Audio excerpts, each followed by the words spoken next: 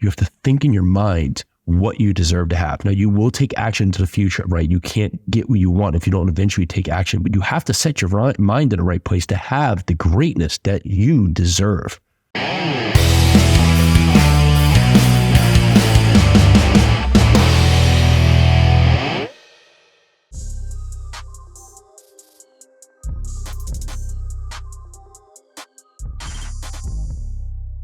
All right, welcome back to the Live 100 podcast. This is your place to break your bad habits, build your future self, and magnify the momentum. So today, we're going to dive in about building your greatness. And think back here about where you are in your life and how far you've come along your journey. And I want you to think about, are you in the place that you deserve to be? But before we get started, make sure you go back and listen to the first two podcasts that we just had right before this. It's going to put you in a great place to understand the trajectory of the build component here. This is one of the mega foundation blocks as part of the Live 100 program. So build is breaking your bad habits, and it's built upon elevating self-awareness, owning where you are, and positioning yourself for greatness. So 2 episodes ago, we did elevating self-awareness. Last episode was about owning where you are, your true accountability of yourself. And today is about positioning yourself for greatness.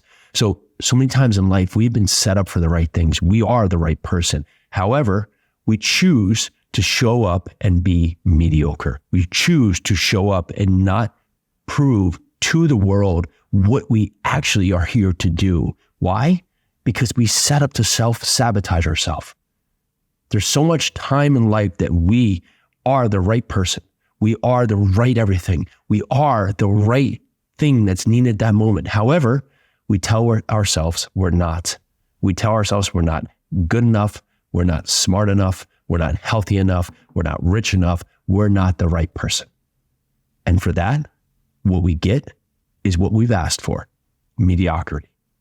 So if your life is not feeling complete, is not feeling compelled forward, are you holding yourself back? And for most of us, the answer is yes. You're not positioning yourself for greatness. But if you want the world to change, then you need to be the change that's going to show the world the change it needs to bring to you. You need to position yourself for greatness. You need to put yourself in the place that you deserve to be. So we talk about 3 steps here. They're going to drive you forward to get to this place to position yourself for greatness. So I want you to take a moment right now, pause this recording, take 30 seconds, and even do this up to 2 minutes.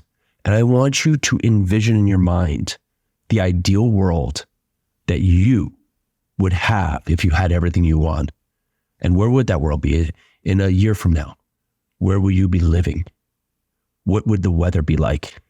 What time would you wake up in the morning? What would your daily activities look like? When you get up, what kind of clothes would you put on that day? What would the people be like that would be around you? How much money would you be in your bank account? Can you envision it? Can you feel it? Can you feel it come upon you? We say so much in life that we don't have what we want, but we don't envision what we deserve to have. So pause this recording. Take 30 seconds up to 2 minutes. I want you to close your eyes and take into account what you deserve to have. Envision it. Okay, go. All right, so welcome back. I know you paused that recording. Great work on this. Now, can you see it? Can you see your greatness? Can you see the life you have? And some of us, we've put so much negativity in this. It might have been hard for you, right? It might have not been the easiest thing to do. So let's keep working on it.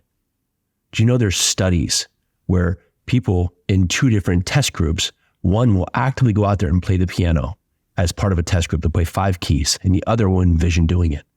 And however, that felt, the stimuli that happened between the 2 groups over the course of 6 to 8 weeks was absolutely the same from the one who was actually doing the steps to the other core group that was envisioning it. There's multiple studies here of people doing things and others envisioning it, where the activity of the envision leads to the same results of those who actively do it. So as your part here, you have to think in your mind what you deserve to have. Now, you will take action into the future, right? You can't get what you want if you don't eventually take action, but you have to set your mind in the right place to have the greatness that you deserve. So think about your goal in mind. Where do you envision to be? And then next, put out there the barriers, put out there the roadblocks. Put out there the things in front of you that may keep you from those goals, may keep you from that destination. We want to put those out there. We get worried about the unknown. Our minds are always fearful of what we don't know. And it keeps us at bay from actually taking action. It keeps us in that place of putting ourselves in the mediocre state.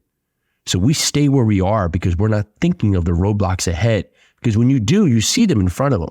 Most time they never come, but if we can list them out, we say, okay, here's my goal, here's what could get in our way. And then we can create an action of the first step to take us down that journey. So I want to talk to you the story of my 100-mile mindset. I started running marathons. Ran the first New York marathon back in 2009, first of many. And then about 2018, I learned about ultra marathons and I set up to do a 100-mile race. And this 100-mile race was my first of this kind, right? So it was a brand new thing. I'd run marathons, and you think about the marathon pace, right? 26.2 miles, right? Well, 100 miles, almost 4 times as long, right? Well, I had never done that. That's like most of us in our goals, right? We stay in a place of mediocrity. Now, I'm not saying a marathon is easy, but at the time I had accomplished that so many times, I could do it in repetition. So the 100-mile was this huge event that I had no idea physically or mentally how to do it. So what I did is I start empowering myself in my mind of just doing this race. I started putting myself in this mind of doing and completing this. I started surrounding myself with seeing other people doing these events, watching them online, watching these be accomplished. And then I didn't have the bandwidth where I could go out and chip away with the marathon training, maybe a couple weeks, 3 to 5 weeks before you may run some 20-mile races to get used to that. Well, I didn't think that running 2 80-mile races a couple weeks before were going to be the right move. I just didn't know. So what I did is I controlled what I controlled. I said, okay, the roadblocks is, my mind may hurt. My mind may tell me to stop.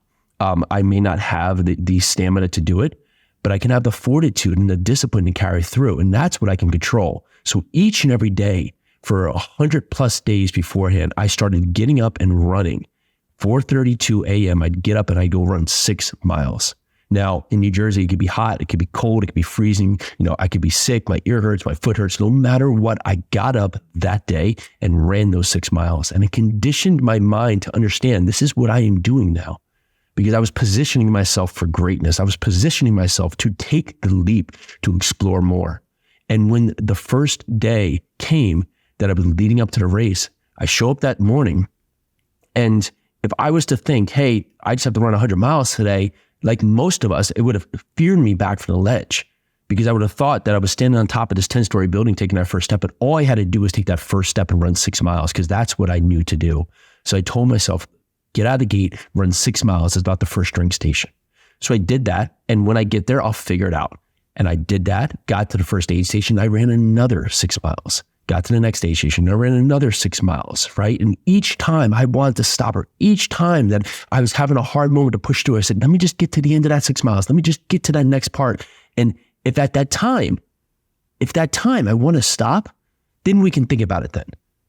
And most in life, if you just get through the moment to that next step, you feel and find the strength to carry through. So I would go to the next aid station and the next aid station. When it got tough, maybe it became, let me run another 500 feet. Or another 400 feet, or let me run to the bridge, or let me run down to the river, or let me run just to that next aid station, or it might be another 100 feet. Let's get to that next 100 feet. And mile after mile, 6 miles after 100 steps. Lo and behold, I get to 100 miles finished in just about 20 hours. And when you look back on that, that was not 100 miles done. That was 100 miles completed in the course of 6-mile runs that I had disciplined my mind for greatness to accomplish. So as you look out at your life and you look at the greatness that you deserve, position yourself for it. Position yourself for that greatness. Envision in your mind what it is that you should have. Look at the obstacles and the roadblocks that may pop up upon your journey, and then start taking that first step to lead you on that course so you can discover the greatest questions that will lead you to those answers that will empower you and provide the greatness that you deserve. That is positioning yourself for greatness. So far, okay, so we've covered the build component, the build block, right? So the build is breaking our bad habits. So we've taken and identified the self-awareness. about who we truly are. We've owned where we are to have accountability, and now we're positioning ourselves for greatness. This is the Live 100. This is the first mega block for you to go out there and live your 100. All right, so like we hear, make sure you go down there and share this with someone today that could truly use this message alongside you.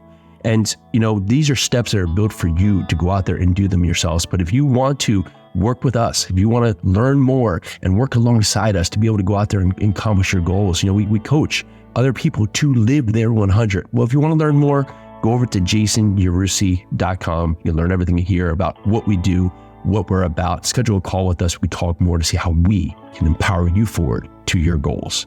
All right, so that's Live 100. Let's do this.